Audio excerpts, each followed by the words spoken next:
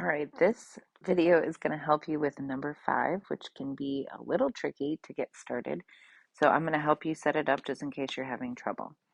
So it says a certain short-haired rabbit, when crossed with a long-haired rabbit, produce offspring which are always short-haired. So the first thing I want you to notice is that I'm highlighting as I go.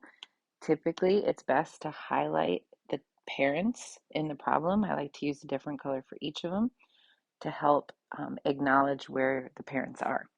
So, since all of the babies came out with short hair, that is telling us that short hair is dominant. So sometimes in problems, I won't come out and just tell you what trait is dominant. I'll give you a clue and you have to figure it out. So in this case, short hair is dominant. So let's define our alleles. So I am going to use S's, but you want to be careful with your S's and make sure that you really exaggerate the size of them, or you could do like I'm doing and add a little line. Okay, so short is capital S because it's dominant, and lowercase s is long. So it says, what is the genotype of the offspring? So the thing that confuses people here is there's no Punnett square, which can be a little tricky. So I'm going to draw in a Punnett square to make sure you understand what the cross actually is. Okay, so we have the short-haired rabbit, which is right here.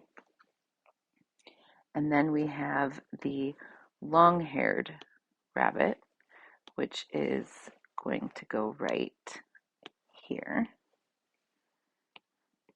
And then if we cross them, you're probably going to notice that all of them are going to be the same. So this is why all of their babies are always going to be short-haired.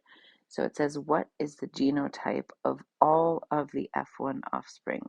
So this is my parent, this is my parent, these are my F1. So that is the F1 offspring.